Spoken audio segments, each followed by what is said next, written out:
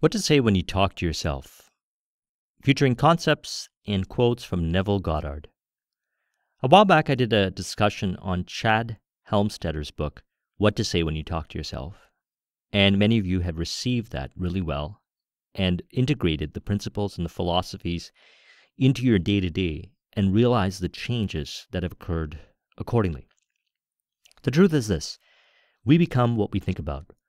What is in our mind is revealing to us about ourselves and who we are and what we believe we can create or not. And we can change this programming within, because most of this programming is a net result of what we have learned through people, environment, circumstance, and external world-based information, which can be helpful, but at the same time, it can hinder our progress if it's disempowering and it brings us into a place of feeling like we do not have the power within. The truth is that the world within creates the external world. Therefore, all the power is within.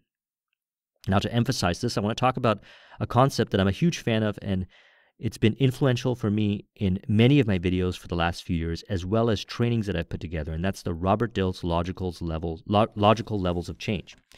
Now, I did a lengthy discussion on this. I recommend you watch the video. The concept is that in order to create your reality, we want to keep into consideration these elements: vision, identity, values and beliefs, capabilities, behaviors, and environment.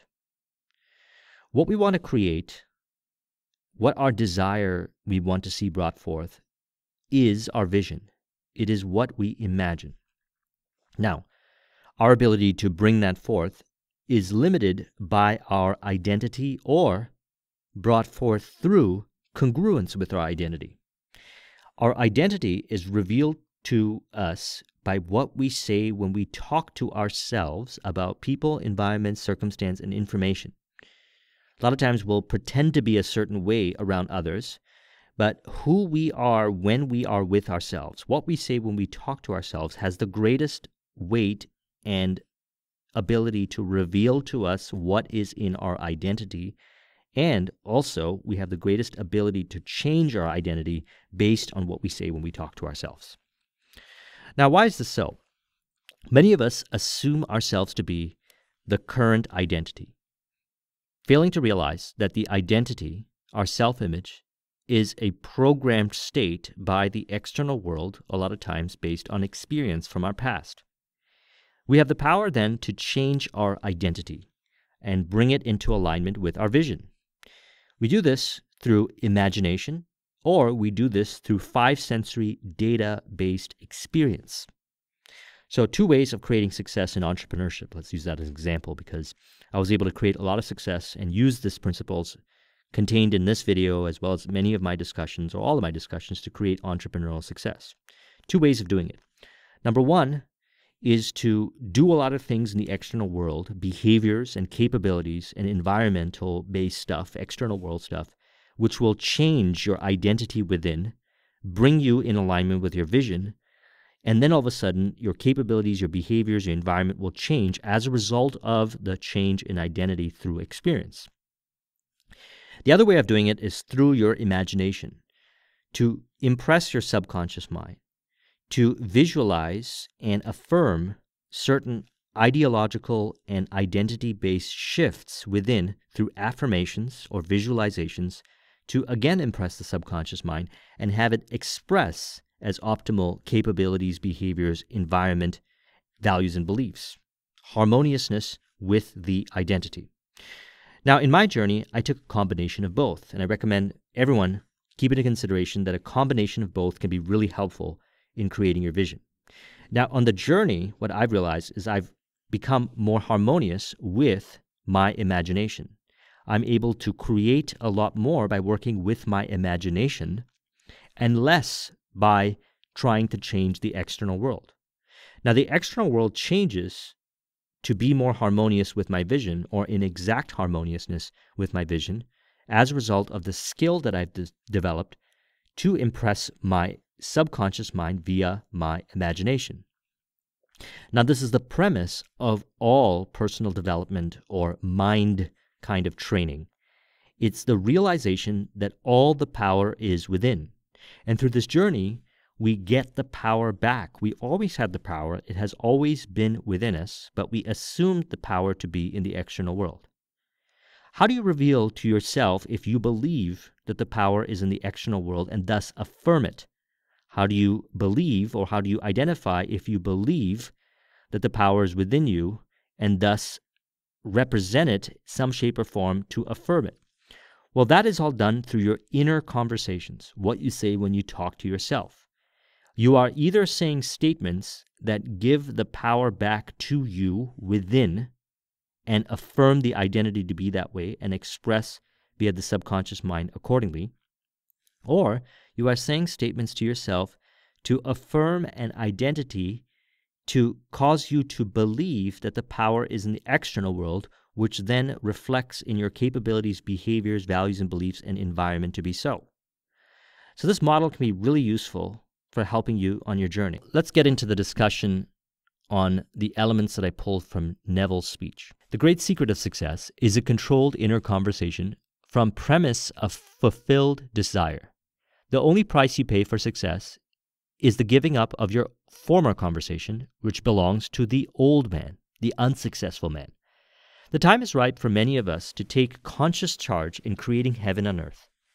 To consciously and voluntarily use our imagination to inwardly hear and only say that which is in harmony with our ideal is actively bringing heaven on earth. What you say when you talk to yourself affirms a certain identity, even if that is not the subconscious identity that you have right now, and recreates the identity. And as a result of the identity change, the external world changes. Behaviors change, capabilities change, where you put your attention on changes, and thus your reality changes. We are told that as a man thinketh in his heart, so is he. But do we know that man's thinking follows the tracks laid down in his own inner conversations? To turn the tracks to which he is tied in the direction in which he wants to go, he must put off his former conversation, which is called in the Bible the old man, and be renewed in the spirit of his mind. Be renewed in the spirit of his mind means to assume your imagination, the identity that is in alignment with the vision that you want to be seen, brought forth in the external world as fact, even if 5 sensory data denies it, to hold persistent to the image that you have in your mind and speak to yourself as if it is so, to start seeing the changes as a result of it and affirming those changes in the external world by giving them gratitude and reflecting upon them and realizing and cross-referencing that the changes in the external world are based on thought within. Our individual worlds are self-revelations of our own inner speech. We are told that every idle word that men shall speak, they shall give account thereof. For by their words they shall be justified, and by their words they shall be condemned. So when we look at the external world, we can track back to the inner conversations that we have about ourselves, about others, about information, about circumstance, and realize then that the external world is a reflection of these inner conversations that we have within ourselves. And by changing the inner conversations, by testing this, we'll start to realize that people, environment, circumstance, the outer world, behaviors will change and will be more harmonious to our inner conversations.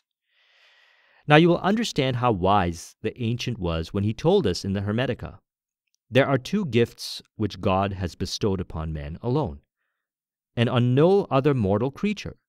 These 2 are mind and speech, and the gift of mind and speech is equivalent to that of immortality. If a man uses these 2 gifts rightly, he will differ in nothing from the immortals. And when he quits his body, mind, and speech will be his guides. And by them he will be brought into the troop of the gods and the souls that have attained to bliss. This is the gifts that we have, which is distinct to us, the ability to make up our mind, create our mind, and assume in our mind an identity that is in alignment with our vision, the desire that we want to create. And speech is an affirmation. When we do affirmations, text-based affirmations, we are actually creating an identity based on that affirmation by saying, I am rich, or I am in abundance, or I am happy, or I am successful. I am a computer programmer that creates programs that benefit the lives of others. I am, whatever you put in front of I am, is your inner conversation and affirmation and reprogramming of the identity within.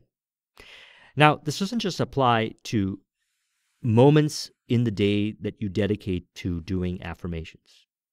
More importantly, it's the inner conversations that you have all throughout the day that create the identity, because that's what you're mostly affirming.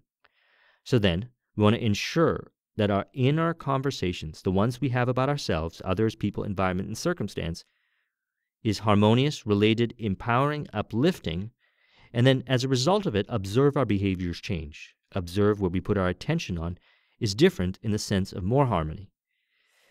In the beginning was the Word, and the Word was with God, and the Word was God. The Word, said Hermes, is Son, and mind is Father of the Word. They are not separate from one another, for life is the union of word and mind. You and your inner talking, or word, are one. If your mind is one with your inner conversations, then to be transformed in mind is to be transformed in conversation. So we can transform the mind via our imagination. We can imagine ourselves to be a certain way and assume ourselves to be that way and speak in inner conversation as we are that way, as we watch reality transform accordingly. We can affirm the vision that we want to create by speaking about ourselves in harmony with the identity that is related to the vision. If it's entrepreneurial success you want to create, and that's your vision, then see yourself as the entrepreneur that creates that vision and speak about yourself and others as if you are that person in the wish fulfilled, as if you are the person after who created that. Because by doing that, you evolve the identity within. And by evolving the identity within, and we go back to the Robert Dilts model, values and beliefs change. And as a result of values and beliefs changing, our capabilities change. As a result of our capabilities changing, our behaviors change, and our environment changes. In the beginning was the Word, and the Word was God, and the Word was God. The Word, said Hermes, is Son, and mind is Father of the Word. Okay, so Word is what is a revelation of your mind. So if you go back to Robert Dilts' model, values and beliefs, that's how we speak. Our inner conversations reflect our values and beliefs, and the values and beliefs are not fact. What is fact is the identity. And by changing the values and beliefs, we change the identity. To change the values and beliefs, then, is to change the inner conversation. Watch the last video I did on evolving limiting beliefs. By evolving limiting beliefs, we change our inner conversation. By changing our inner conversation, we affirm the identity. By affirming the identity, which is harmonious with our vision, it impresses the subconscious mind, and our subconscious mind automatically expresses in the external world to reveal the vision. The transformation of self requires that we meditate on a given phrase, a phrase which implies that our ideal is realized, and inwardly affirm it over and over again until we are inwardly affected by its implication, until we are possessed by it. Hold fast to your noble inner conversations or convictions. Now, the idea behind this is to consume information that is related and harmonious to your vision, to evolve your identity within. Whatever we consume as far as information, we are going to plant into the subconscious mind, and the subconscious mind will express. As a result of the expression, that is a further affirmation. So what is expressed in the via the subconscious mind in the external world is then reaffirmed to recreate again and again and again. And if we're constantly creating the same thing in the external world over and over again, and it is inharmonious to the vision, then we have not evolved the identity within, which automatically expresses itself via the subconscious mind to reveal itself. And what is revealed then is not being in alignment with the vision. When we evolve the identity to be in alignment with the vision, the identity expresses itself via the subconscious mind as the reflection in the external world, and you will say, "That is me." What you are really saying when you say, "That is me," in the external world, or your dream being brought forth, or the realization of your vision, is that your identity has now become one. If you see the external world and you experience it inharmonious, then track it back to the inner conversations that reveal what is in your identity, and change the inner conversations so that it affirms the identity that is in alignment with your vision. And what you'll notice is that the identity changes. The subconscious mind, which has within it the self-image and the identity, is programmed by experience, is programmed by affirmation, is programmed by imagination. Imagination and affirmation and inner conversation impresses the subconscious mind, and the subconscious mind will express. Five sensory data and experience and meaning also impresses the subconscious mind and creates again.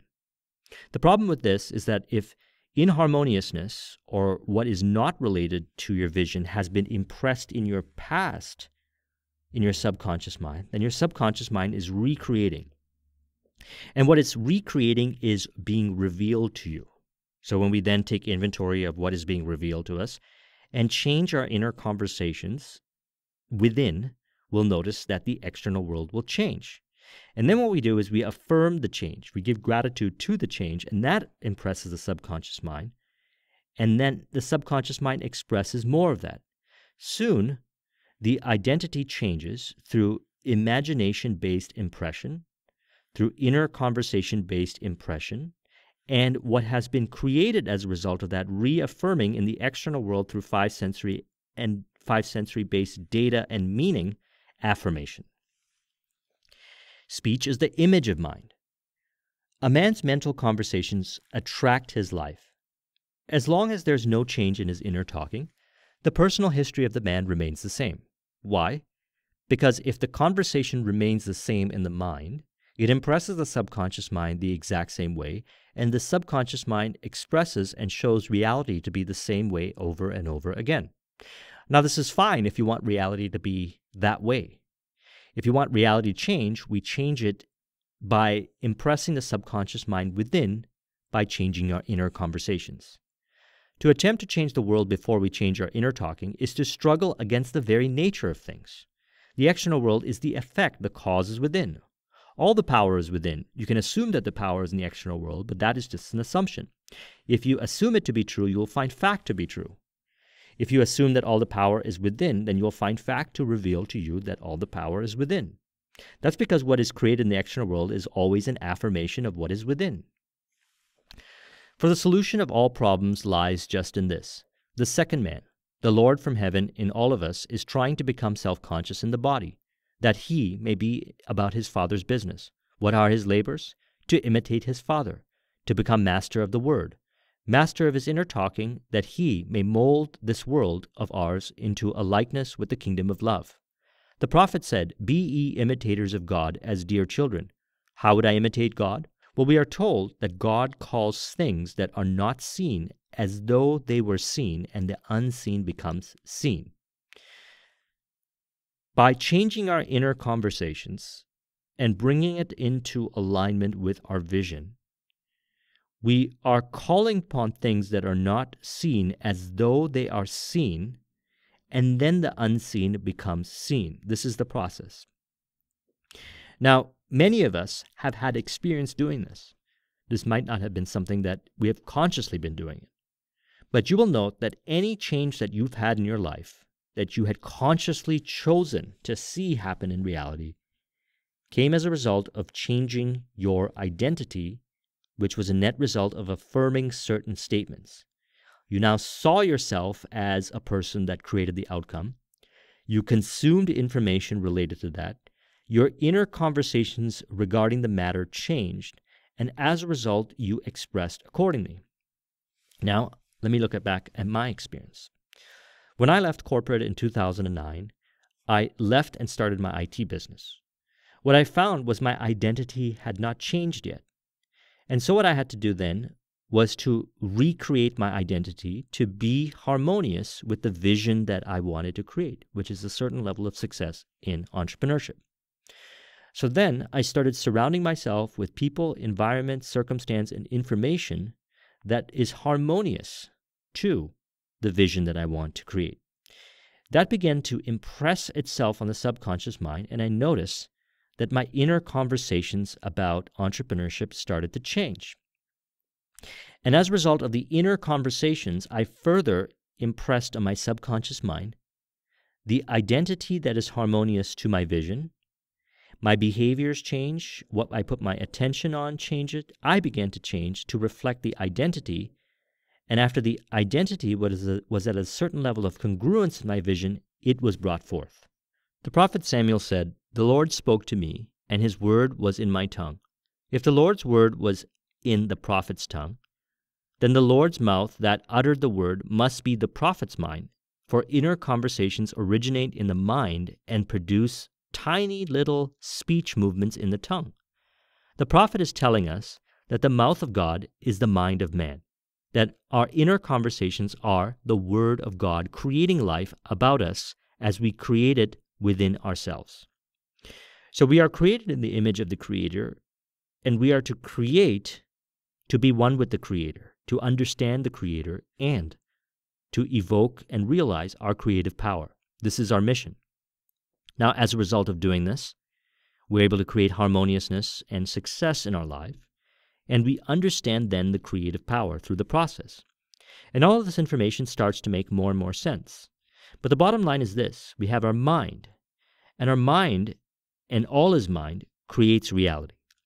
And our mind is impressed either by what has been already created in reality, five sensory data plus meaning, or what is in our imagination, something that we can draw upon and impress on our subconscious mind to create. Since most of creation is done via the subconscious mind, and very little really through the conscious mind unless you use a lot of force, it is far then more important to impress the subconscious mind. And we impress the subconscious mind based on our speech. And what we want to do is we want to speak of well-being, empowerment, positivity towards ourselves and others, even when nobody is around, especially when no one is around. As a result of having those mental conversations that are harmonious, it is impressed on the subconscious mind, and the subconscious mind expresses accordingly. We abandon ourselves to negative inner talking, yet expect to retain command of life. Our present mental conversations do not recede into the past as man believes. They advance into the future to confront us as wasted words.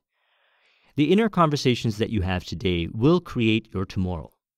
If there are positive conversations and related to your vision, then your vision will be realized. If it is inharmonious conversation, unrelated, and disempowering, then that will be brought forth to reveal what you are creating. It is only what is done now that counts, even though its effects may not be visible until tomorrow. We call not loud, but by an inner effort of intense attention to listen attentively as though you heard is to create. The events and relationships of life are your word made visible. Everything in the world bears witness of the use or misuse of man's inner talking. Negative inner talking, particularly evil and envious inner talking, are the breeding grounds for future battlefields and penitentiaries of the world. Through habit, man has developed the secret affection for these negative inner conversations. Through them, he justifies failure, criticizes his neighbors, gloats over the distress of others, and in general pours out his venom on all. Such misuse of the word perpetuates the violence of the world. The outer world is a reflection of the inner world, and the inner world can be revealed by our identity, and our identity is revealed by our inner conversations. We can change our inner conversations, and then it will change our identity. And as a result, our attention, our actions, our behaviors will create the reality that is based on that identity that we are affirming through our inner conversations. And what we do is, if we don't know exactly how to create the identity, we assume the feeling of the wish fulfilled, which is in our vision or our imagination. So it starts then at the top with vision. with purpose. For one power alone makes a prophet, imagination, the divine vision. All that we meet is our word made visible. And what we do not now comprehend is related by affinity to the unrecognized forces of our own inner conversations and the moods which they arouse within us. Now, what this means is that the external world will be a reflection of the inner conversations that we have about ourselves, which are the values and beliefs that come from our identity. And if we do not understand how the external world is related, we will start to, in the journey, and continue on the journey through changing the cause within by changing the inner conversation, see the cause and effect relationship between the outer world and the inner world, and then begin to realize. If you practice the art of controlled inner speaking, you too will know what a thrill it is to be able to say, "And now I have told you before it has come to pass, that when it comes to pass ye might believe." You will be able to consciously use your imagination to transform the immense creative energies of your inner speech from the mental, emotional levels to the physical level. And I do not know what limits, if any, there are to such a process. Again, reflecting back on the Robert Dilts model, we have our vision, that which we desire to create. We have our identity that we bring into alignment with our vision, which is revealed to us by our values and beliefs through our inner conversations. As a result of making the changes, our capabilities, our behaviors, and our environment changes. A lot more focus needs to be put into the identity, which is formed by either five sensory data and meaning from our past, or the impressions on our imagination of the vision of what we would like to create. And the inner conversations are the symptoms that reflect what is in our identity, and we can change all of it. The conditions and circumstances of life are not created by some power external to yourself. They are the conditions which result from the exercise of your freedom of choice. Your freedom of choice, the ideas to which you will respond. If you would reap success, you must plant success. The idea in your mind, which starts the whole process going, is the idea which you accept as truth. This is a very important point to grasp, for truth depends upon the intensity of imagination, not upon facts. So we might look at the external world and we see facts that deny our vision, that deny the identity that we want to assume. And as a result, we'll have mental conversations failing to realize that these mental conversations affirm the identity and deny our vision, but affirm what we see in the external world. If we look at the facts in the external world and say, these facts may be true in other circumstances or for other people, environment, and so forth, and we are going to find our own way because we believe in our ability to create via the imagination by evolving our identity, and these facts deny the identity in which we have to assume so that we can be in alignment with our vision, then our mental conversations change. And as a result of the mental conversations changing, we impress the subconscious mind with the identity that is related and harmonious to our vision. And the subconscious mind changes our attention, focus, our behaviors, and actions to be harmonious and in alignment with our vision to bring forth our vision. The mind always behaves accordingly to the assumption with which it starts. Therefore, to experience success, we must assume that we are successful. We must live wholly on the level of imagination itself, and it must be consciously and deliberately undertaken. It does not matter if the present moment external facts deny the truth of your assumption. If you persist in your assumption, it will become fact. Signs follow, they do not precede. So if the external world is denying what you would like to bring forth in your imagination, then we can change the inharmoniousness of the identity that is bringing forth the external world by reflecting back on our inner conversations and consciously changing our inner conversations, realizing that by changing our inner conversations and making our inner conversations in alignment with our vision, we impress the subconscious mind with that, And that impression that is done on the subconscious mind evolves the identity.